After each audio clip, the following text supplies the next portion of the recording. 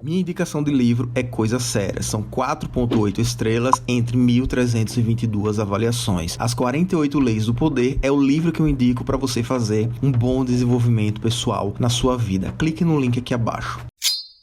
Eu vou aproveitar esse gancho do que você falou e eu acho que assim, ser médico realmente é um privilégio de você poder estar com o corpo humano de um ponto de vista onde você olha com um olhar de curiosidade, de abertura, de pesquisa.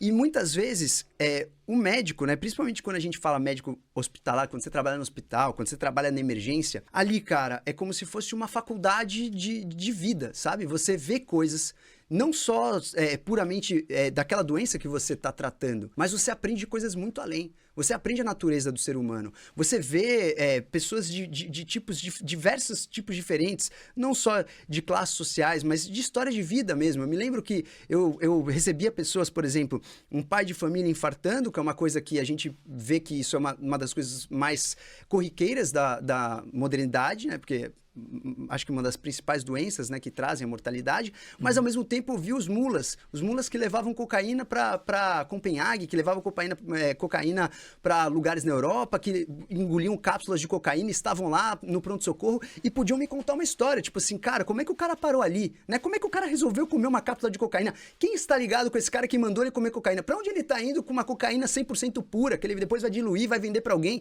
Então assim, cara, é muito além do que a medicina. Então, o que é ser médico? Ser médico é você ter o privilégio das pessoas te darem a confiança de entrar na intimidade, de entrar na vida, de poder abrir, né, uma caixa de Pandora e falar assim, cara, me pesquise, eu estou aqui disponível para você me entender melhor. Então, o médico, ele tem esse benefício, essa honra, sabe? De poder estudar o outro corpo. E ao mesmo tempo confiar. essa responsabilidade também, né? Essa responsabilidade, né? Ao mesmo tempo você tem um compromisso ali para você... Primeiramente, não estragar mais, né? O do no harm, né? Na verdade, o do no harm, que todo mundo relaciona essa frase a Hipócrates, ele não diz assim, pô, primeira coisa, não faça nada. Não, ele fala assim, cara, você não pode causar dano, você não pode causar prejuízo, mas você é obrigado a fazer alguma coisa, né? Você é obrigado a se mexer e usar o seu conhecimento para ajudar aquela pessoa. Mas tu vê os médicos de hoje em dia fazendo isso com essa mesma visão que tu tem? Cara... Porque às vezes, assim... sei lá, né? Todo mundo fala mal de médico, né? Não que todo mundo não fale mal de todas as profissões e pessoas, assim, mas a gente traz muitas pessoas aqui, por exemplo, que falam sobre prática baseada em evidência e o quanto que a prática baseada em evidência está distante do atendimento tradicional, por exemplo, hoje em dia, né? Na verdade, a prática baseada em evidência... é muito complexa você colocá-la na prática clínica. Eu já vou te explicar o porquê. Mas eu também tenho minhas resistências ao médico e eu também vou aprofundar nesse assunto, no sentido de, como o médico tem essa honra, eu vou entrar na sua intimidade e pesquisá-la. Muitas vezes, isso acontece numa fase onde você não tem maturidade para ter isso. Né? Você está ali na sua faculdade de medicina, com seus 20 e poucos anos, né? E aí você, cara, de repente você é o cara... que vai ajudar a salvar uma vida, você é o cara que vai atender aquela pessoa que só tem você naquele pronto-socorro. Isso te dá um senso de responsabilidade quase de semideus, cara. Eu me lembro que muitas vezes eu pegava um paciente politrauma, acidente de moto, o cara todo rasgado, todo furado, sangrando, morrendo. E no dia seguinte você vai lá e você mesmo salvou o cara, você, pô, entubou, cuidou da ferida, ou pegou um cara baleado, fez uma sutura de intestino. Tipo, literalmente tu salvou o cara. Cara, você se sente um semideus. Te dá uma sensação, você vai pra casa, você deita, fica olhando pro teto, assim, cara, você se sente um semideus naquela hora, sabe? E isso te dá uma injeção de dopamina, assim, cara, você se sente, cara, um deus. E se você não lida com o ego disso e saber que você é um veículo ali de conhecimento, que aquilo... né, você fez um compromisso, a pessoa te deu a liberdade de entrar na intimidade e você assumiu um compromisso da sua responsabilidade de usar o melhor do seu conhecimento para ajudar essa pessoa. Então, quando... Um conhecimento que, diga-se de passagem, também não é teu, vamos dizer assim. Não é teu, você está usando uma coisa... Você está usando coisas desde que inventaram a roda, o fogo, exatamente, tu tá usando tudo. Exatamente. E que todo conhecimento, basicamente, é assim, né? Inclusive, quando você quer honrar um conhecimento, você fala, cara, esse conhecimento não é meu, são milhares de anos que foram colocando e compilando essas informações para que eu chegasse aqui e falasse, né? Colocasse essas informações de uma maneira clara. E isso acontece na medicina, só que as pessoas, cara, fazem o caminho inverso. Em vez de ela chegar em casa e vestir a sandália da humildade e falar, cara, eu só sou um veículo dessas informações e, cara, se isso tá no meu caminho, eu tenho essa possibilidade, eu vou usá-las da melhor maneira? Não. A pessoa fala, sou eu sou o cara. E o que o médico acaba fazendo? Muitos médicos fazem isso. Ele primeiro cria uma competitividade dele achar que ele é o cara. Então, a primeira coisa que ele faz é atacar o outro médico. Então, é muito comum um paciente sair de um médico para pegar uma outra opinião no outro, o cara incinera o primeiro médico. Fala, que isso? Esse cara é um absurdo. Como é que fala um negócio desse? Tipo assim, isso é muito comum na medicina, cara. Se um paciente meu vai para outro médico, às vezes um cara que me conhece, o cara me incinera. Então, não existe aquele cavalheirismo de falar, cara, beleza, ele viu uma coisa que eu não vi, eu tenho um ponto que pode complementar o ponto dele, mas esse cara é muito bom. Mas esse cara tem uma boa visão. Então, o médico, ele faz como se fosse uma reserva de mercado. Cara, eu quero me sentir semideus sempre. Essa massagem no ego do médico, ela fica uma coisa, tipo assim, cara, eu preciso sentir essa coisa mais vezes, essa euforia. Faz total sentido isso, pô. Aí, o cara fica o tempo inteiro tentando sentir isso de novo. Como ele sente isso de novo? Ele sendo o cara? Não. Ele sente isso de novo cortando todas as outras pessoas que poderiam ser pessoas boas para essa pessoa. Tipo, invalidando outros médicos para ele ser o cara. Isso é muito comum, por exemplo, você vai numa cidade pequena, tem o médico da cidade. Aí esse cara se sente sempre alimentado com essa energia. Só que quando a pessoa vai num centro urbano onde tem uma porção de outros médicos, ele quer sentir isso também, ele quer sentir que ele é o herói. Então, por exemplo, se você pega um paciente, isso é muito comum, vai na UTI. Pega um paciente da UTI. Por um acaso, um paciente teu, né? Vocês que não sabem como funciona, às vezes, um hospital. Imagina que um paciente de um cardiologista precisou para UTI. Enquanto esse paciente está na UTI, ele é o paciente do cardiologista, mas na UTI, ele vai ser conduzido pelas pessoas da UTI, pelos intensivistas. A coisa mais comum de acontecer, chega lá na UTI, os caras metem um pau em tudo que o cardiologista fez. E falam pra família, etc. Pra ficar como era. Claro, não tô dizendo que todos fazem isso, mas é uma prática comum. Eu comecei a perceber isso na faculdade. Você vai num congresso, eu lembro que cansei de ir em congresso de cardiologia, né? Antes de eu fazer cirurgia geral, eu gostava muito de clínica, então eu não sabia se eu ia fazer a parte de neuroclínica, a parte de cardiologia, a parte de medicina do exercício. Eu decidi fazer cirurgia no 5º ano. Então, até lá, eu ia muito congresso de cardiologia. E uma coisa que me fez criar repulsa era a forma com que um falava do outro. E pessoas que se conheciam, eu falava, cara, como a gente estava junto ontem, os dois estavam juntos, de repente hoje o cara incinera o outro. A prática do outro. Então, ou seja, o meio médico realmente ele tem essa questão egóica dele achar que ele é o cara. E isso é alimentado na faculdade de medicina. Então, assim, todas as profissões existem estereótipos. Então, sei lá, você vai lá no arquiteto, falar com o arquiteto, a própria formação de arquitetura leva a pessoa para um tipo de estereótipo. Advogado, idem. Todas as profissões têm um estereótipo, porque esse estereótipo é construído na universidade, é construído nos congressos, é construído entre as rixas. Então, a medicina tem um estereótipo. O estereótipo da medicina é uma coisa um pouco mais egocêntrica, uma coisa um pouco mais individualista para saciar, massagear aquele ego. Dito isso, eu concordo com você que o médico sim tem esses problemas, né, de ego e etc e tal. E vamos voltar agora para aquela sua questão da medicina baseada em evidência. Tá. Então, a medicina baseada em evidência. A maioria das faculdades de medicina, elas usam sim um ensino baseado em evidência. Só que quando você tem que tomar atitudes onde você tem que tomar decisões rápidas, é muito crítico você falar, use medicina baseada em evidência. Por quê? Primeiro, os artigos são controversos. Então, tem uma frase do Richard Feynman, que ele fala o seguinte, a verdade da ciência, ela é uma verdade transitória. Então, esse cara é o cara que ganhou o prêmio Nobel de física quântica, né, da teoria do campo dinâmico da física quântica.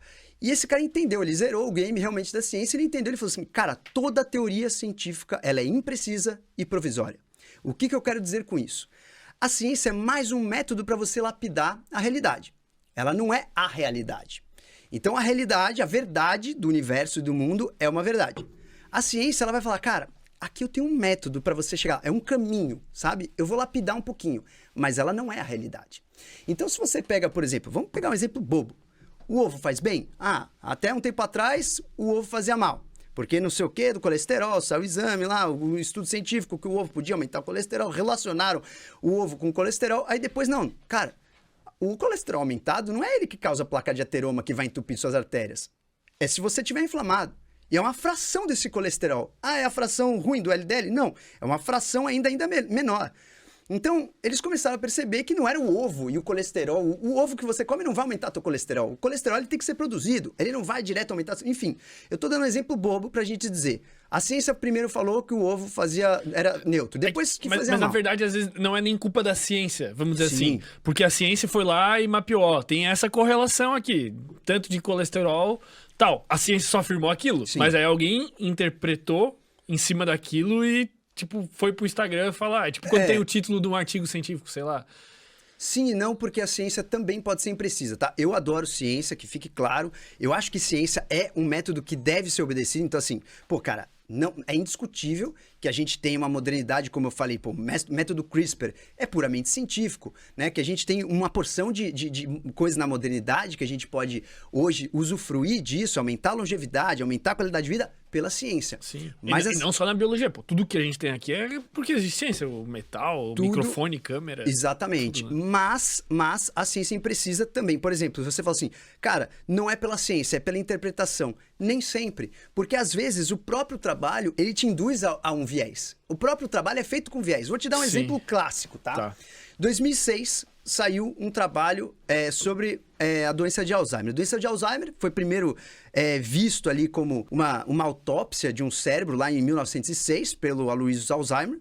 E ele percebeu que algumas pessoas que tinham uma demência tinham algumas placas esquisitas ali no cérebro que depois a gente descobriu que era a placa beta-amiloide, tá? Beleza. Aí, de um tempo, né, de 1906 até em diante, a gente ficou, cara, o que será que é isso? Pô, uma demência senil é a mesma coisa que demência de Alzheimer. E começamos a estudar e descobrir várias coisas sobre a doença de Alzheimer. Depois a gente descobriu um pouco mais, a partir de 1980, um pouco mais sobre a proteína beta-amiloide, a proteína tal. Uma proteína, ela fica entre os neurônios. A outra proteína fica dentro dos neurônios. São neurofibrilas dentro dos neurônios. Putz, essas proteínas aí que acumulam, elas atrapalham a comunicação entre os neurônios. Então elas causariam doença de Alzheimer. Veio um cara em 2006, fez um artigo científico, um estudo, ele chama-se, se não me engano, Leslie.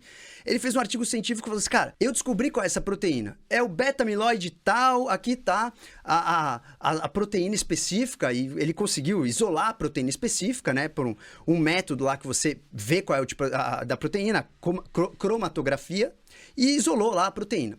Beleza. Vários artigos depois desse artigo começaram a citar essa proteína, esse tipo de beta-amiloide. E pegaram essa proteína que ele descobriu que fazia a doença de Alzheimer e começaram a tentar fazer medicação com esse negócio. Pô, vamos tentar quebrar isso. Então vamos fazer anticorpo monoclonal para atacar essa proteína, para destruir ela.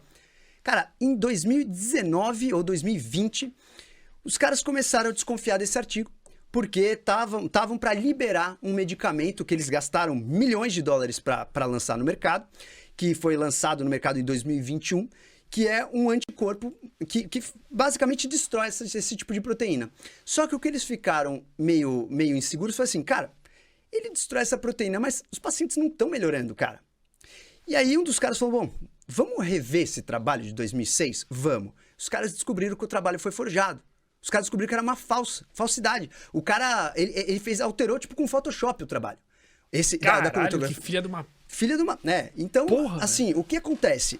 Claro que isso é uma raridade na ciência, isso é uma aberração na ciência. Sim. Mas o que eu quero dizer aqui, cara, a gente passou 15 anos citando esse artigo, falando, não, esse artigo científico... Então, assim, do mesmo jeito que esse cara fez isso, o que é uma aberração, uma raridade, muitas vezes a gente interpretou um dado errado. A ciência ela não é exata. Então, para você fazer um estudo científico, pega qualquer coisa que você queira provar. Vamos imaginar que você queira provar que se você gravar podcast à noite, você vai estar melhor do que se você gravar de manhã. Cara, você precisa extrair um trilhão de vieses e isso é uma outra ciência, a ciência da ciência. Isolar as variáveis. Isolar as variáveis. E, claro, tem gente que faz isso muito bem.